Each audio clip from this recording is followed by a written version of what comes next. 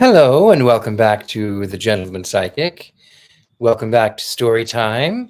I know it's just before 10 o'clock, so let me just do some adjustments here. Make certain I look alive. Here comes the clock.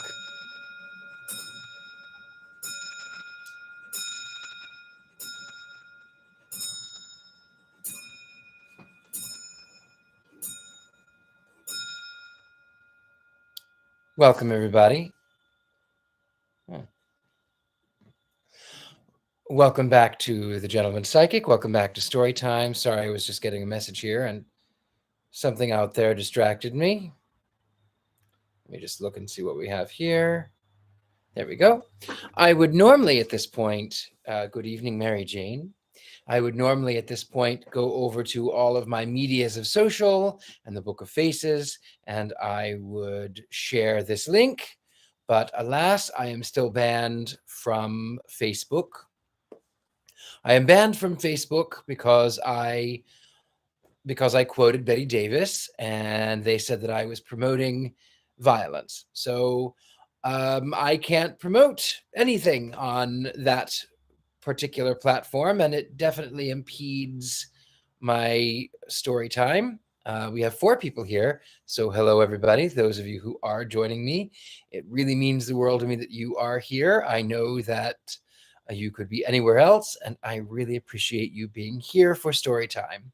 By the way, if you would like to, and if you can, I would greatly appreciate all of your votes for the Face of Horror. You can go to it. I'll put the link in the description, but it is basically faceofhorror.org. Wait, Face of Horror. I better look that up. So I can tell you the right one.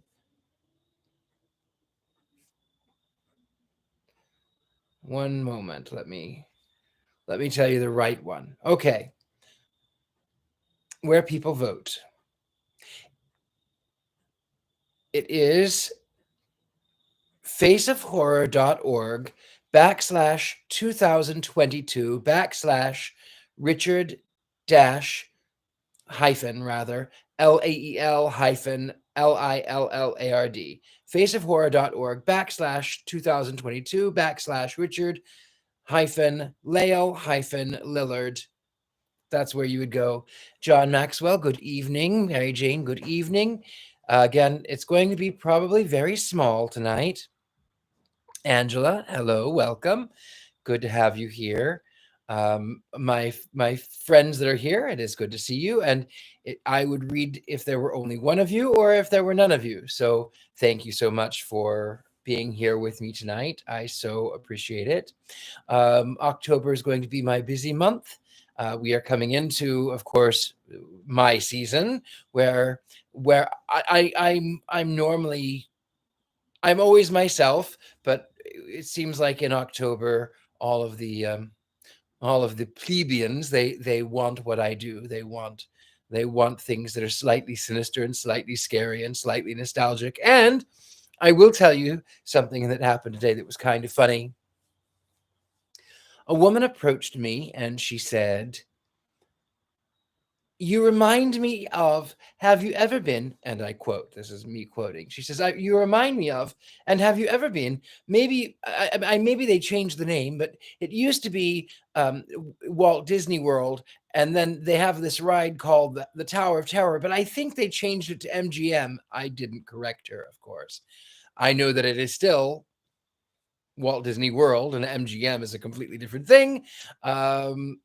And I know that the Hollywood Tower of Terror was that one was changed. But to answer a question, no, I have never actually been to Disneyland or Disney World.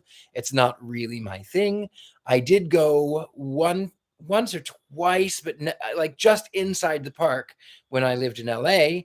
I drove down and performed at the House of Blues, which is no longer there. But that was just inside the park, and it wasn't really, I didn't really actually get to see anything. I get anxiety when I'm around too many people, which is very strange for me because I'm a very public person. But sometimes I get a little bit, so Without further ado, ladies and gentlemen, boils and ghouls, and those who find themselves somewhere in between, I think it is time we do begin. Good evening, Amy Edwards. It is so good to have you here. You can join this very small group, this very intimate group of friends, or shall I say fiends? Anyway, darlings, we are going to continue reading At the Back of the North Wind. I do hope that you are comfortable tonight. I hope you have yourself something nice to drink.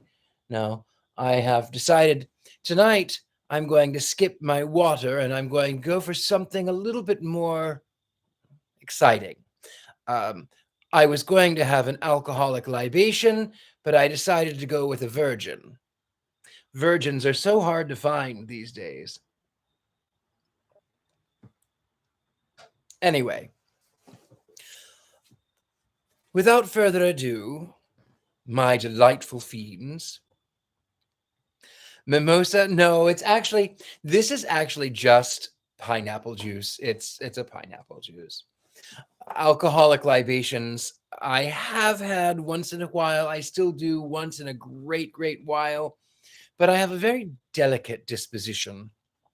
And to quote, Dracula, I don't drink wine. You should be more careful when shaving. Anyway, I should not really have it at night. It's a lot of sugar, but I'm going to have it anyway. I'm going to have some pineapple juice. They say that when you have pineapple juice, it makes your skin taste good. I don't know. I don't go around licking my skin. But anyway, without further ado, my loves, we're going to continue with At the Back of the North Wind. Chapter 7. The Cathedral. I must not go on describing what cannot be described, for nothing is more wearisome. Before they reached the sea, Diamond felt North Wind's hair beginning to fall about him. "Is the storm over, North Wind?" he called out. "No, Diamond. I am only waiting a moment to set you down.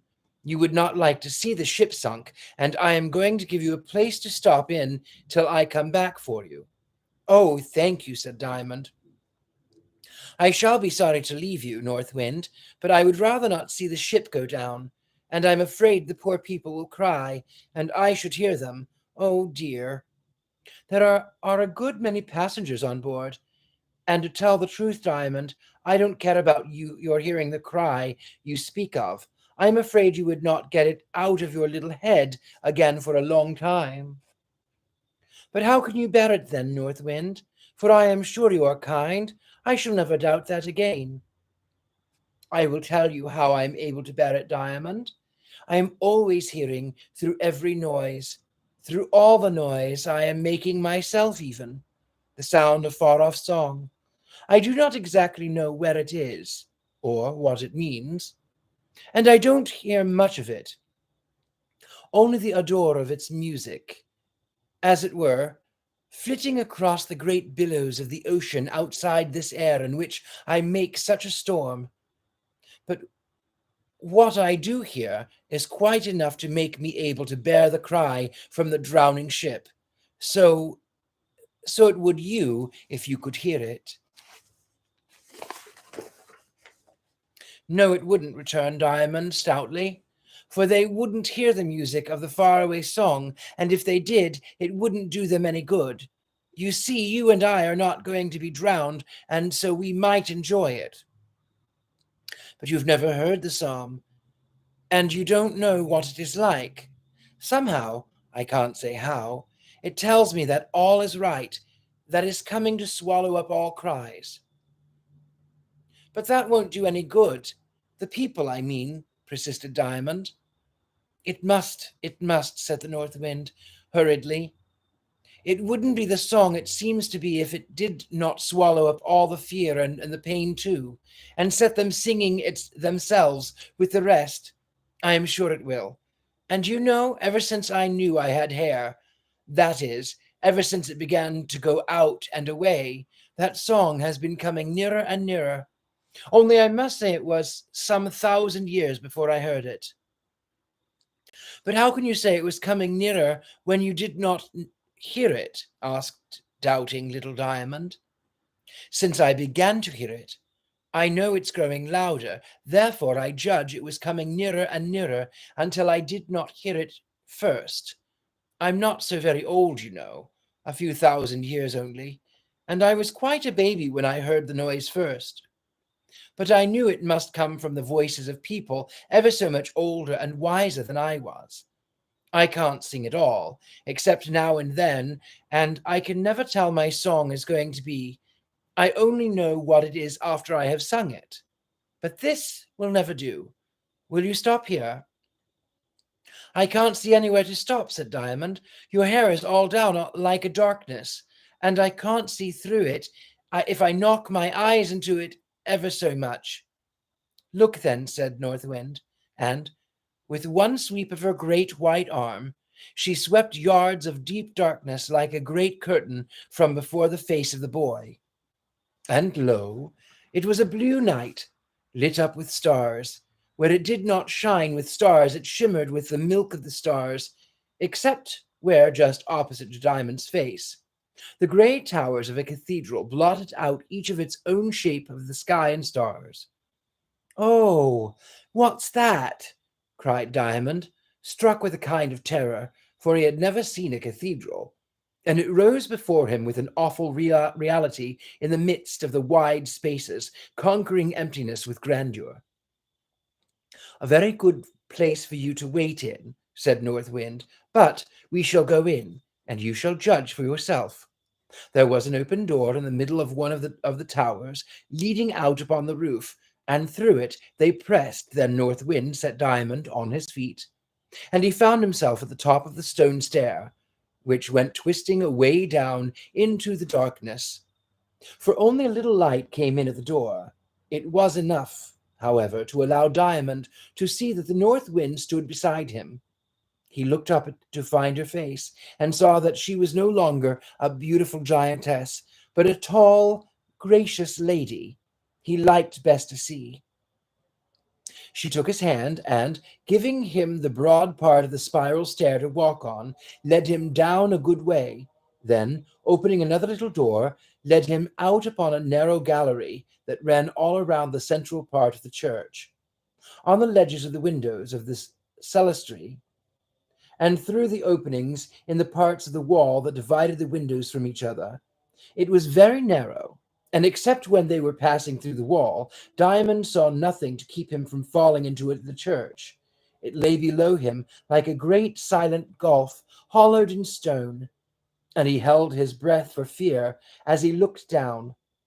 "What are you trembling for, little Diamond?" said the lady, as she walked gently along with her hand held out behind her, leading him, for there was not breadth enough for them to walk side by side. "I am afraid of falling down there," answered Diamond.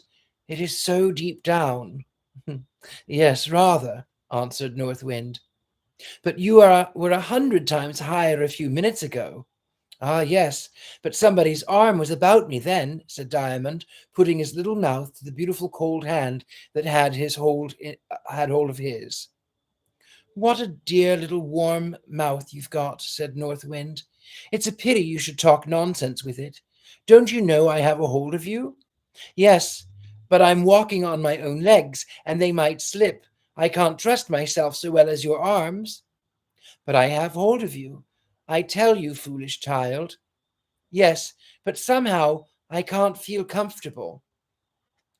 "If you were to fall, and my hold of you were to give way, I should be down after you in less than a moment than a lady's watch can tick, and catch you long before you'd reached the ground."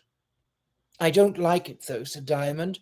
"Oh, oh, oh!" he screamed the next moment, bent double with terror, for North Wind had let go her hold of his hand and had vanished, leaving him standing as if rooted to the gallery. She left the words, "Come after me," sounding in his ears, but move he dared not. In a moment more, he would he would, from very terror, have fallen into the church. But suddenly there came a gentle breath of cool wind upon his face, and it kept blowing upon him in little puffs, and at every puff Diamond felt his faintness go away, and his fear with it. Courage was reviving in his little heart, and still the cool wafts of the soft wind breathed upon him, and the soft wind was so mighty and strong within its gentleness that in a minute more Diamond was marching along the narrow ledge, as fearless for the time as the North Wind herself. He walked on, with the windows all in a row on one side of him, and the great empty nave of the church echoing to every one of his brave strides on the other, until at last he came to a little open door, from which a broader stair led him down and down and down. Still at last, all at once, he found himself in the arms of the North Wind, who held him close to her and kissed him on the forehead. Diamond nestled to her and murmured into her bosom, Why did you leave me, North Wind? Why did you leave me, dear?" "Because I wanted you to walk alone," she answered. "But it is so much nicer here," said Diamond. "I dare say, but I couldn't hold a little coward to my heart. It would make me so cold." "But I wasn't brave of myself," said Diamond, whom my older readers will have already discovered to be true, child, in this, that he was given to metaphysics. "It was the wind that blew in my face that made me brave." "Was it now, North Wind?" "Yes, I know that. You had to be taught what courage was, and you couldn't know what it was without feeling it. Therefore, it was given to you. But don't you feel as if you would try to be brave yourself next time?" "Yes, I do, but trying is not much." "Yes, it is. A very great deal, for it is beginning, and a beginning is the greatest thing of all. To try to be brave is to be brave.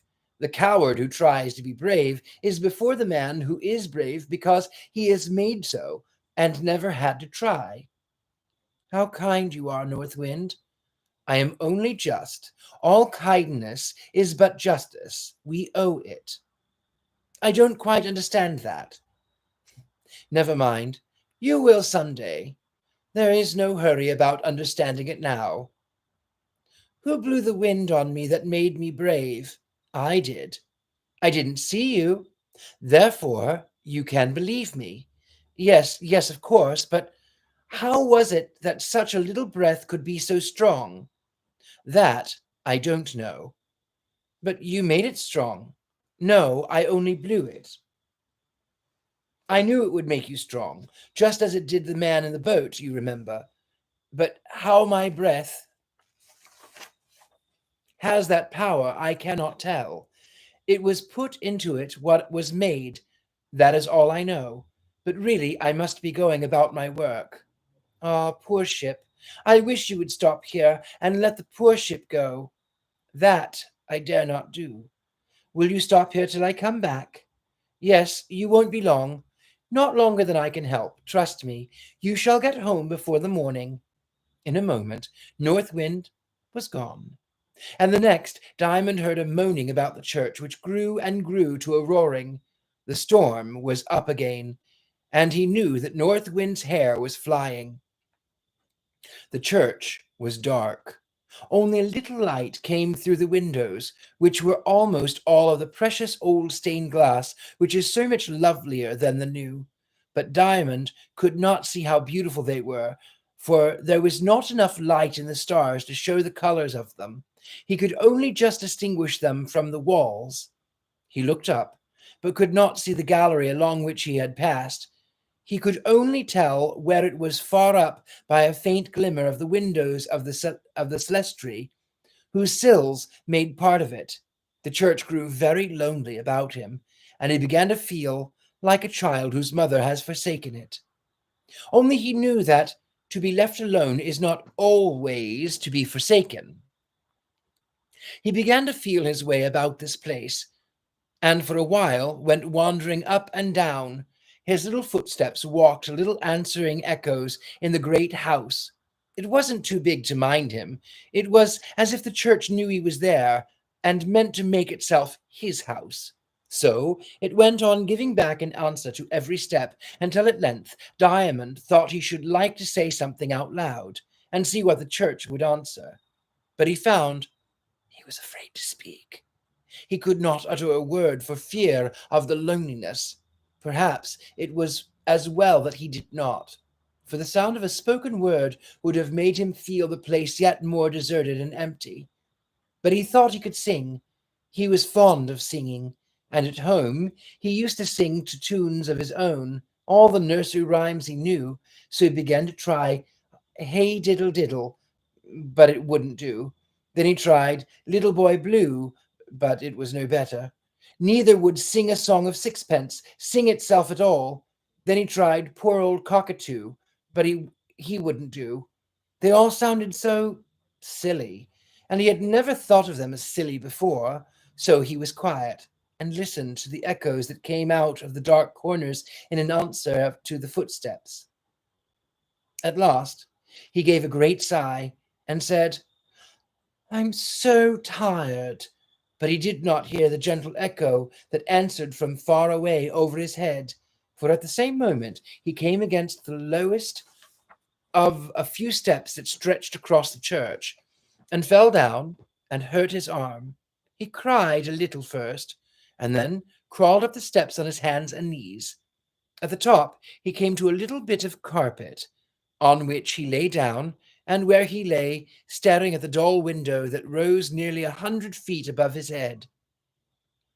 Now this was the eastern window of the church, and the moon was at that moment just on the edge of the horizon. The next, she was peeping over it, and lo, with the moon, St. John and St. Paul and the rest of them began to dawn in the window in their lovely garments. Diamond did not know that the wonder-working moon was behind, and he thought all the light was coming out of the window itself, and that the good old men were appearing to help him, growing out of the night and the darkness, because he had hurt his arm, and was very tired and lonely, and North Wind was so long in coming, so he lay and looked at them backwards over his head, wondering when they would come down or what they would do next.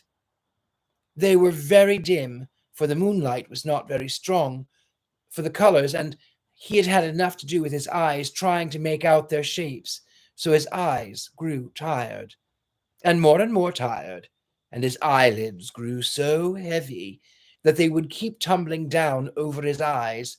He kept lifting them and lifting them, but every time they were heavier than the last. It was no use. They were too much for him. Sometimes, before he had got them halfway up, down they were again, and at length he gave it up quite. And the moment he gave it up, he was fast asleep. Chapter 8. The East Window. That Diamond had fallen fast asleep is very evident from the strange things he now fancied as taking place, for he thought he heard a sound as of whispering up in the great window. He tried to open his eyes, but he could not, and then the whispering went on and grew louder and louder until he could hear every word that was said. He thought it was the apostles talking about him, but he could not open his eyes. And how comes he to be lying there, St. Peter? Said one. I think I saw him a while ago up in the gallery, under the Nicodemus window. Perhaps he's fallen down. What do you think, St. Matthew? I don't think he could have crept here after falling from such a height. He must have been killed. What are we to do with him? We can't leave him lying there. And we could not make him comfortable up there in the window. It's rather crowded already. What do you say, St. Thomas? Let's go down and look at him.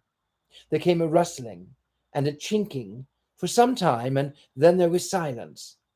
And Diamond felt somehow that all the apostles were standing round him and looking down on him, and still he could not open his eyes. What's the matter with him, St. Luke? Asked one. "There's nothing the matter with him," answered St. Luke, "who must have joined the company of the apostles from the next window, one would think. He's in a sound sleep."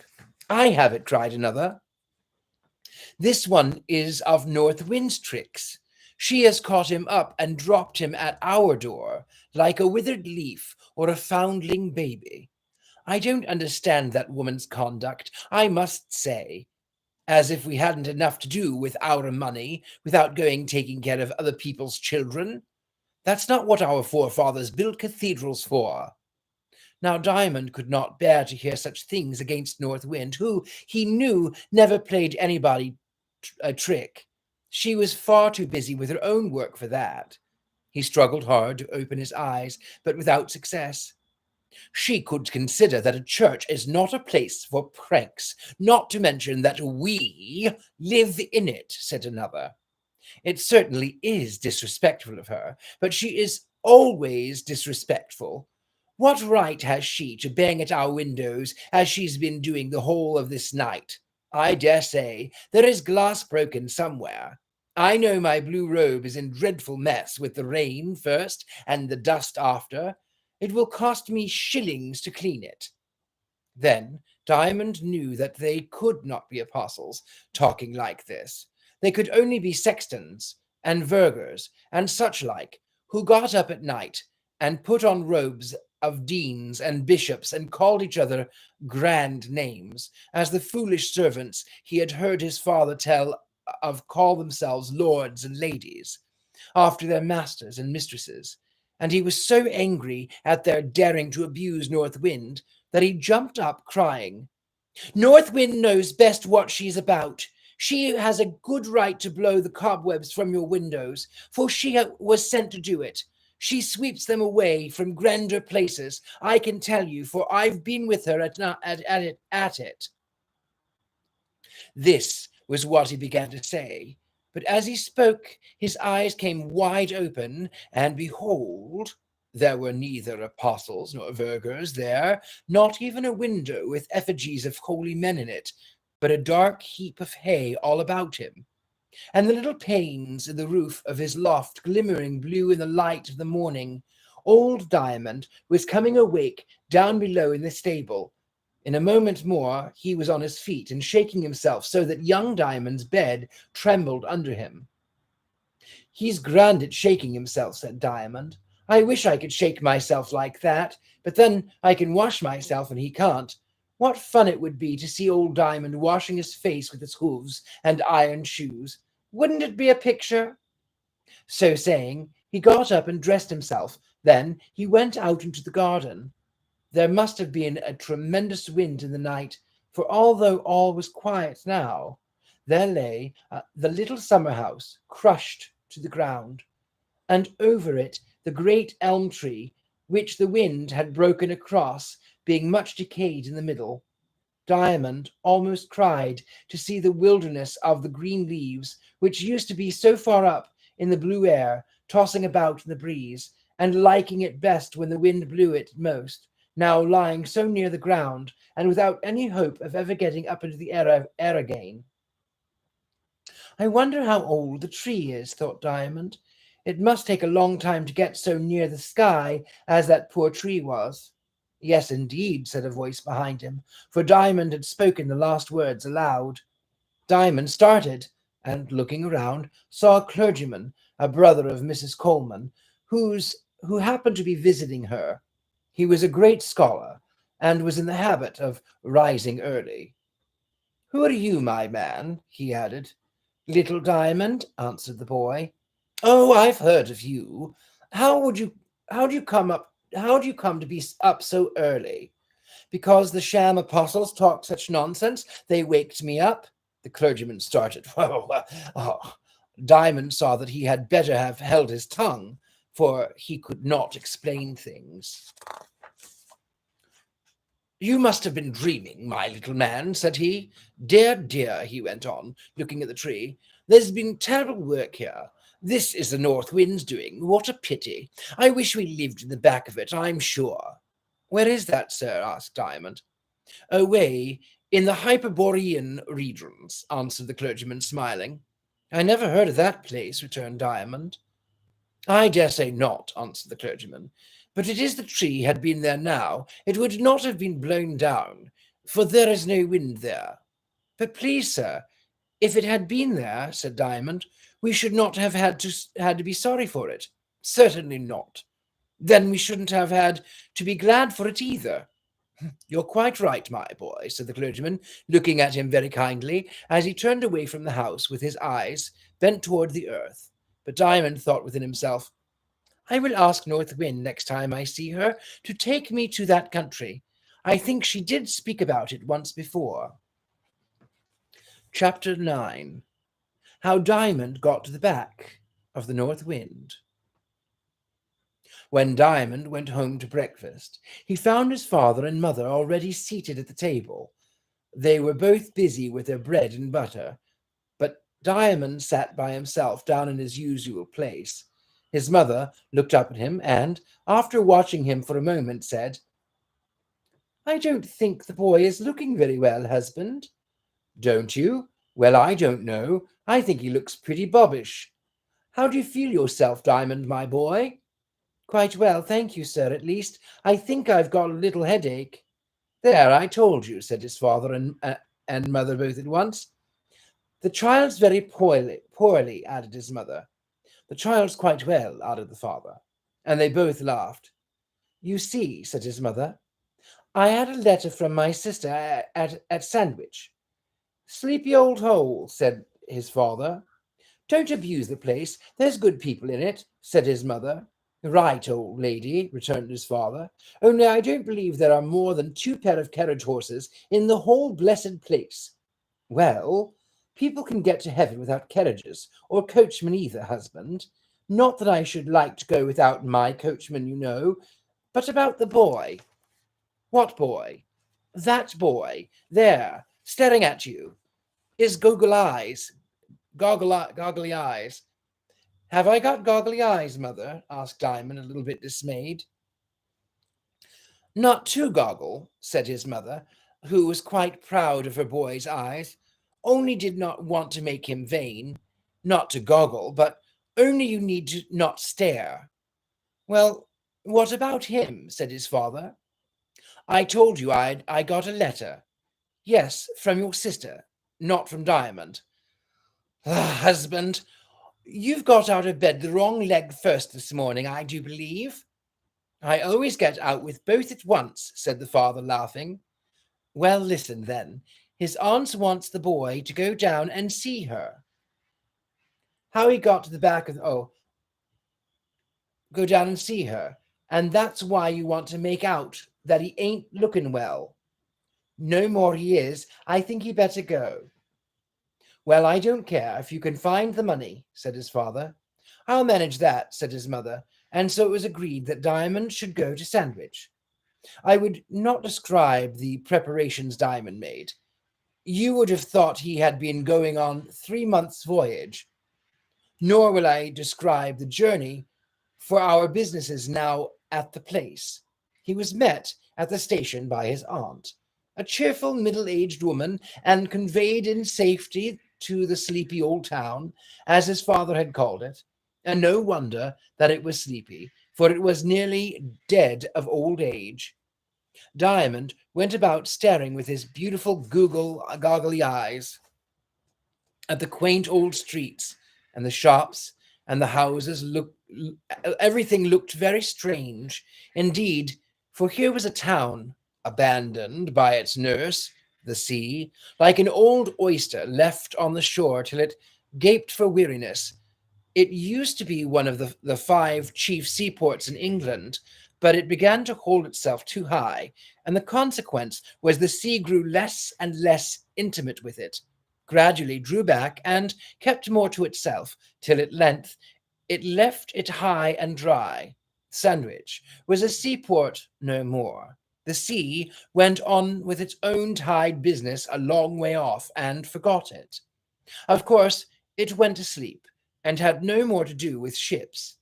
That's what comes to cities and nations and boys and girls who say, I can do without your help. I'm enough for myself. Diamond soon made great friends with an old woman who kept a toy shop, for his mother had given him 2 pence for pocket money before he left, and he would gone into her shop to spend it, and she got talking to him. She looked very funny because she had not got any teeth, but Diamond liked her and went often to her shop, although he had nothing to spend there after the 2 pence was gone. One afternoon, he had been wandering rather wearily about the streets for some time. It was a hot day, and he felt tired. As he passed the toy shop, he stepped in.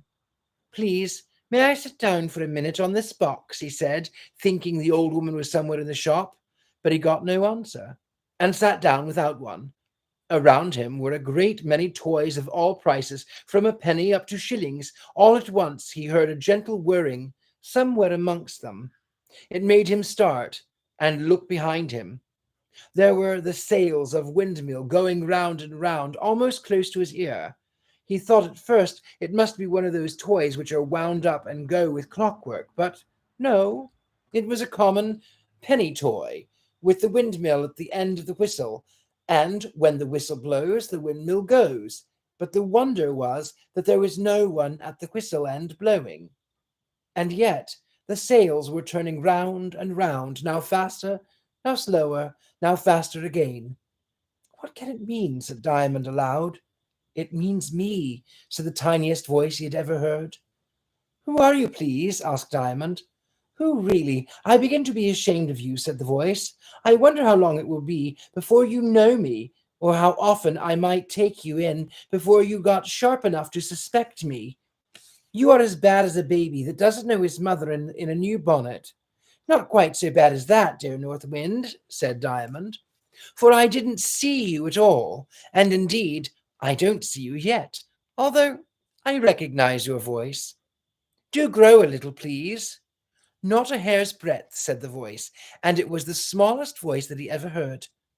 "What are you doing here?" "I am come to see my aunt. But please, North Wind, why didn't you come back for me in the church that night?" "I did. I carried you home safe." "All that time you were dreaming about the glass apostles. You were lying in my arms." "I'm so glad," said Diamond. "I thought that must be it, only I wanted to hear you say so." "Did you sink the ship then?" "Yes." "And drown everybody?" "Not quite. One boat got away with 6 or 7 men in it." "How could the boat swim when the ship couldn't?" "Of course, I had some trouble with it. I had to contrive a bit and manage the waves a little. When they were once thoroughly waked up, I have a good deal of trouble with them sometimes. They're apt to get stupid with tumbling over each other's heads. That's when they're fairly at it. However, the boat got to a desert island before noon the next day. And what good will come of that?" "I don't know. I obeyed orders. Goodbye." "Stay, North Wind. Do stay," cried Diamond, dismayed to see the windmill get slower and slower and slower. "What is it, my dear child?"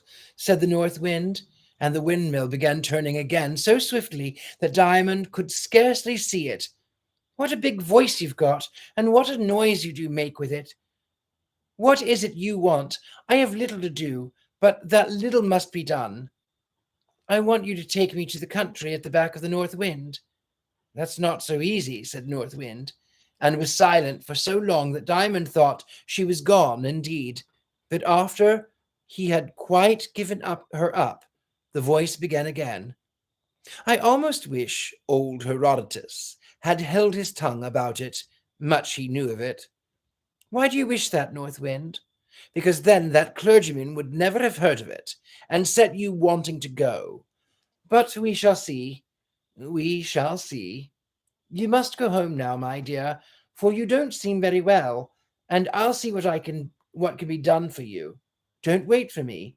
I've got to break a few of old Goody's toys. She's thinking too much of her new stock. 2 or 3 will do. There, go now." Diamond rose, quite sorry, and without a word left the shop and went home. It soon appeared that his mother had been right about him, for that afternoon his head began to ache very much, and he had to go to bed. He awoke in the middle of the night. The lattice window of his room had blown open, and the curtains of his little bed were swinging about the wind. If that should be the north wind now, thought Diamond. But the next moment he heard someone closing the window, and his aunt came to the bedside. She put her hand on his face and said, "How's the head, my dear?" "Better, auntie, I think. Would you like something to drink?" "Oh, yes, I should, please." So his auntie gave him some lemonade, for she had been used to nursing sick people. And Diamond felt very much refreshed and laid his head down again to go very fast asleep, as he thought.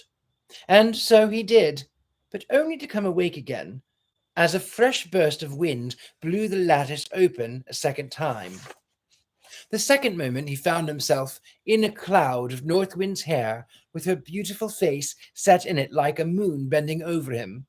"Quick, Diamond," she said. "I have found such a chance." "But I'm not well," said Diamond. "I know that, but you will be better for a little fresh air. You shall have plenty of that." "You want me to go, then?" "Yes, I do." "It won't hurt you." "Very well," said Diamond, and getting out of the bedclothes, he jumped into North Wind's arms. "We must make haste before your auntie comes home," said she, as she glided out the open lattice and left it swinging. The moment Diamond felt her arms fold around him, he began to feel better. It was moonless night, and very dark, with glimpses of stars when the clouds parted. "I used to dash the waves about here," said the North Wind, "where cows and sheep are feeding now, but we shall soon get to them. There they are." And Diamond, looking down, saw the white glimmer of breaking water far below him. "You see, Diamond," said the North Wind, "it is very difficult for me to get you to the back of the North Wind, for that country lies in the very north itself, and of course I can't blow northwards." "Why not?" asked Diamond. "You little silly," said North Wind. "Don't you see that if I were to blow northwards, I should be South Wind, and that is as much as to say that one person could be two persons. But how can you ever get home at all, then?" "You're quite right. That is my home, though I never get further than the outer door. I sit on the doorstep and hear the voices inside. I am nobody there, Diamond." "I'm very sorry." "Why?" "That you should be a nobody." "Oh, I don't mind it, dear little man. You'll be very glad some day to be a nobody yourself, but you can't understand that now, and you had better not try, for if you do, you will be certain to go fancying some gregarious nonsense and making yourself miserable about it." "Then I won't," said Diamond. "Now there's a good boy. It will all come in good time. But you haven't told me how you get to the doorstep, you know. It is easy for me. I have only to consent to be a nobody, and there I am. I draw into myself, and there I am on the doorsteps. But you can easily see, if you have less sense than I think, that to drag you, heavy thing, along with me would take centuries, and I could not give the time to it." "Oh, I'm sorry," said Diamond. "What for now, pet?" "That I'm so heavy for you. I would be lighter if I could, but I don't know how." "You silly darling. Why, I could toss you 100 miles from me if I liked. It is only when I am going home that I shall find you heavy." "Then you are going home with me?" "Of course. Did I not come to fetch you for just that?" "But all this time you must be going southwards." "Yes, of course I am." "How can you be taking me northwards, then?" "Very sensible question, but you shall see. I will get rid of a few of these clouds, only they do come up so fast. It's like trying to blow a brook dry. There, what do you see now?" "I think I see a little boat. Away there, down below." "A little boat indeed. Well, she's a yacht, 200 tons, and the captain of it is a friend of mine, for he is a man of good sense and can sail his craft well. I've helped him many a time when he little thought when he little thought it. I've heard him grumbling at me when I was doing the very best I could for him. Why, I've carried him 80 miles a day again and again right north. He must have dodged for that, said Diamond, who would have been watching the vessels and had seen that they went other ways than the wind blew. Of course he must. But don't you see, it was the best I could do. I couldn't be South Wind, and besides, it gave him a share in the business. It's not good at all, mind that, Diamond, to do everything for those you love and not give them a share in doing. It's not kind. It's making too much of yourself, my child. If I had been South Wind, he would only have smoked his pipe all day and made himself stupid. But how could he be a man of sense and grumble at you when you were doing your best for him? Oh, you must make allowances, said North Wind, or you will never do justice to anybody. You do understand, then, that a captain may sail north. In spite of North Wind? Yes, supplemented Diamond. Now, I do think you must be stupid, my dear, said North Wind. Suppose the North Wind did not blow. Where would he be then? Why, then the South Wind would carry him. So you think that when the North Wind stops, the South Wind blows? Nonsense. If I didn't blow, the captain couldn't sail his 80 miles a day. No doubt South Wind would carry him faster, but South Wind is sitting on her doorstep then.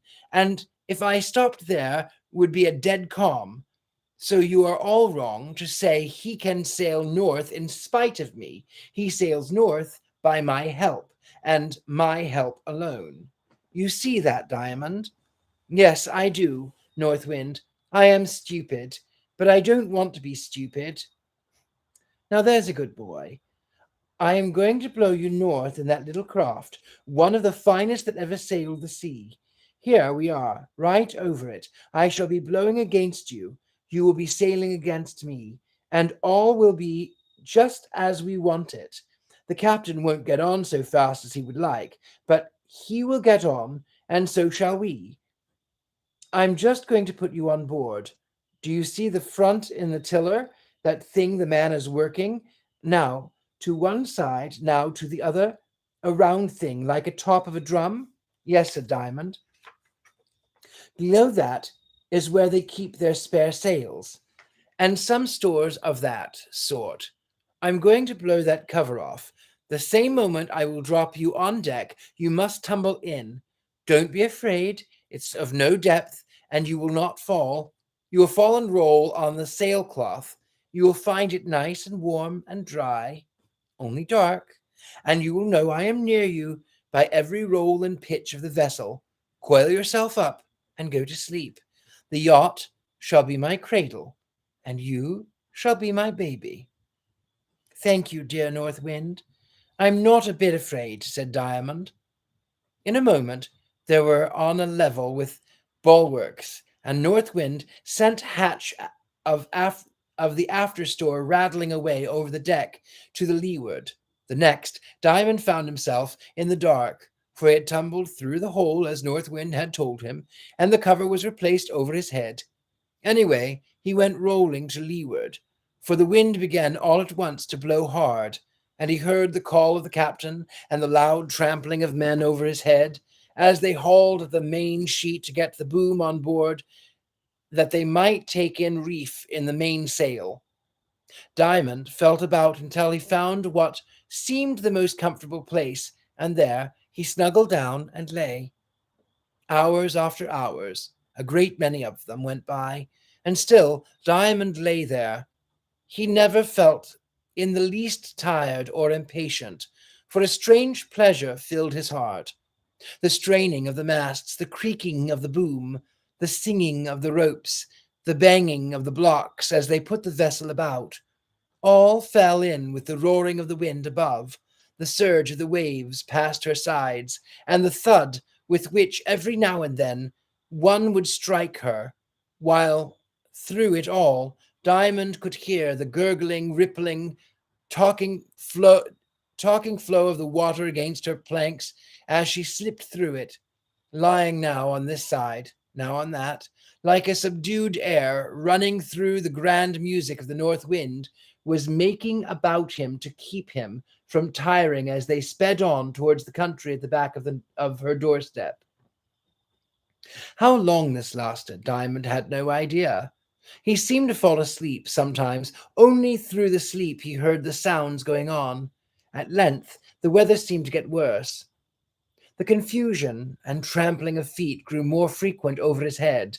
The vessel lay over more and more on her side, and went roaring through the waves, which banged and thumped at her as if in anger. All at once arose a terrible uproar. The hatch was blown off. A cold, fierce wind swept in upon him, and a long arm came with it, which laid hold of him and lifted him out. The same moment he saw the little vessel far below him, righting herself. She had taken in all her sails, and lay now tossing on the waves like a sea-bird with folded wings. A short distance to the south lay a much larger vessel with 2 or 3 sails set, and towards it the north wind was carrying Diamond. It was a German ship on its way to the North Pole.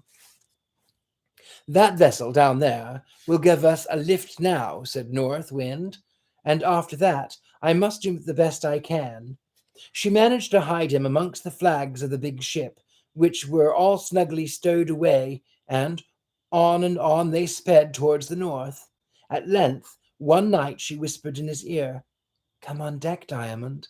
And he got up at once and crept on the deck. Everything looked very strange. Here and there on all the sides were huge masses of floating ice, looking like cathedrals and castles and crags, while away beyond was a blue sea. "Is the sun rising or setting?" asked Diamond. "Neither, or both, which you please. I can hardly tell which myself. If he is setting now, he will be rising the next moment." "What a strange light this is," said Diamond. I've heard that the sun doesn't go to bed all summer in these parts. Miss Coleman told me that. I suppose he feels very sleepy, and that is why the light he sends out looks so like a dream." "That would account for it well enough for all practical purposes," said the North Wind. Some of the icebergs were drifting northward. One was passing very near the ship.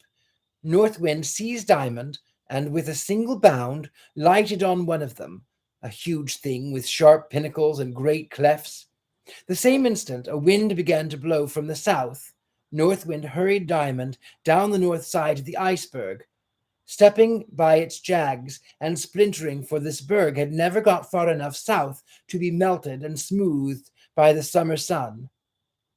She brought him to a cave near the water, where she entered and, letting Diamond go, sat down as if weary on a ledge of ice. Diamond seated himself on the other side, and for a while was enraptured with the color of the air inside the cave. It was a deep, dazzling, lovely blue, deeper than the deepest blue of the sky. The blue seemed to be in constant motion, like the blackness when you press your eyeballs with your fingers, boiling and sparkling. But when he looked across to the North Wind, he was frightened. Her face was worn and livid. "What's the matter with you, dear North Wind?" he said. "Nothing much. I feel faint, but you mustn't mind it, for I can bear it quite well. South Wind always blows me faint. If it were not for the cool of the thick ice between me and her, I should faint altogether. Indeed, as it is, I fear I must vanish." Diamond stared at her in terror, for he saw that her form and her face were growing, not small, but transparent, like something dissolving, not in water, but in light. He could see the side of the blue cave through her very heart, and she melted away till that was left was a pale face, like the moon in the morning, with 2 great lucid eyes in it. "I am going, Diamond," she said. "Does it hurt you?" asked Diamond. "It is very uncomfortable," she answered, "but I don't mind it, for I shall come all right again before long. I thought I should be able to go with you all the way, but I cannot. You must not be frightened, though. Just go straight on. and you will come all right. You will find me on the doorstep." As she spoke, her face too faded quite away. Only Diamond thought he could still see her eyes shining through the blue. When he went closer, however, he found that what he thought were her eyes were only two hollows in the ice. North Wind was quite gone, and Diamond would have cried, if he had not trusted her so thoroughly. So he sat still in the blue air of the cavern, listening to the wash and ripple of the water all about the base of the iceberg, as it sped on in the open sea northwards. It was an excellent craft to go with current, for was twice as much of it below the water as above, but a light south wind was blowing too, and so it went fast. After a while, Diamond went out and sat on the edge of his floating island, and looked down into the ocean beneath him. The white sides of the berg reflected so much light below the water that he could see far down into the green abyss. Sometimes he fancied he saw the eyes of the north wind looking up at him from below, but the fancy never lasted beyond the moment of its birth. And the time passed, he did not know how, for he felt as if it were in a dream. When he got tired of the green water, he went into the blue cave, and when he got tired of the blue cave, he went out and gazed all about him on the blue sea, ever sparkling in the sun, which kept wheeling about the sky, never going below the horizon. But he chiefly gazed northwards, to see whether any land were appearing. All this time he never wanted to eat. He broke off little bits of the berg now and then and sucked them, and he thought them very nice. At length, one time he came out of his cave, he spied far off upon the horizon a shining peak that rose into the sky like the top of some tremendous iceberg, and his vessel was bearing him straight towards it. As it went on, peak rose and rose higher and higher above the horizon, and the other peaks rose after it, with sharp edges and jagged ridges connecting them. Diamond thought this must be the place he was going to, and he was right, for the mountains rose and rose till he saw the line of the coast at their feet, and at length the iceberg drove into a little bay, all round which were lofty precipices with snow on their tops, and streaks of ice down their sides. The berg floated slowly up to the projecting rock. Diamond stepped on shore, and without looking behind him, began to follow a natural path which led windingly toward the top of the precipice. When he reached it, he found himself on board of a table of ice, along with which he could walk without much difficulty. Before him, at a considerable distance, rose a lofty ridge of ice which shot up into fantastic pinnacles and towers and battlements. The air was very cold and seemed somehow dead, for there was not the slightest breath of wind. In the center of the bridge before him appeared a gap like the opening of a valley, but as he walked towards it, gazing and wondering whether that could be the way he had to take, he saw that what had appeared a gap was the form of a woman seated against the ice front of the ridge, leaning forward with her hands in her lap and her hair hanging down to the ground. "It's the north wind on her doorstep," said Diamond joyfully, and hurried on. He soon came up to the place, and there the form sat, like one of the great figures at the door of an Egyptian temple, motionless, with drooping arms and head. Then Diamond grew frightened because she did not move nor speak. He was sure it was North Wind, but he thought she must be dead at last. Her face was white as snow, her eyes were as blue as the air in the ice cave, and her eyes hung down straight like icicles. She had on a greenish robe, like the color of the hollows of the glacier seen from far off. He stood up before her and gazed fearfully into her face for a few minutes before he ventured to speak. At length, with a great effort and a trembling voice, he faltered out, "North Wind?" "Well, child?" said the form without lifting its head. "Are you ill, dear North Wind?" "No, I am waiting." What for? Till I am wanted. You don't care for me any more? Said Diamond, almost crying now. Yes, I do, only I can't show it. All my love is down at the bottom of my heart, but I feel it bubbling there. What do you want me to do next, dear North Wind? Said Diamond, wishing to show his love by being obedient. What do you want to do yourself? I want to go into the country at your back. Then you must go through me.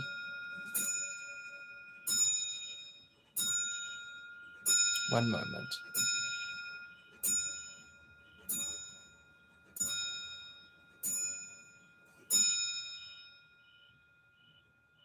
I don't know what you mean. I mean just what I say. You must walk on as if I were an open door and go right through me. But that will hurt you. Not in the least. It will hurt you, though. I don't mind that if you tell me to do it. Do it, said the North Wind. Diamond walked towards her instantly. When he reached her knees, he put out his hand to lay it on her, but nothing was there save an intense cold. He walked on, then all grew white about him, and the cold stung him like fire. He walked on still, groping through the whiteness. It thickened about him at last. It got into his heart, and he lost all sense. I would say that he fainted, only whereas in common faints all grows black about you, he felt swallowed up in the whiteness. It was when he reached North Wind's heart that he fainted and fell. But as he fell, he rolled over the threshold, and it was thus that Diamond got to go to the back of the North Wind. That is where we say good night, my lovelies.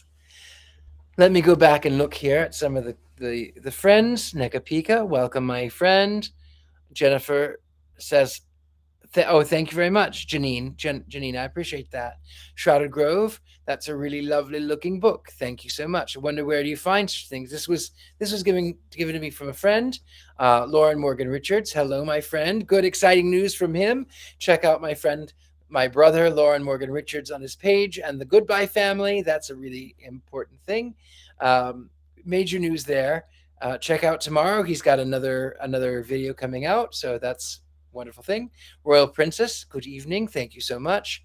Let's see if I missed anybody. I didn't. Like I said, very small crowd tonight, but thank you for being here with me. And please do go and vote for me on the Face of Horror.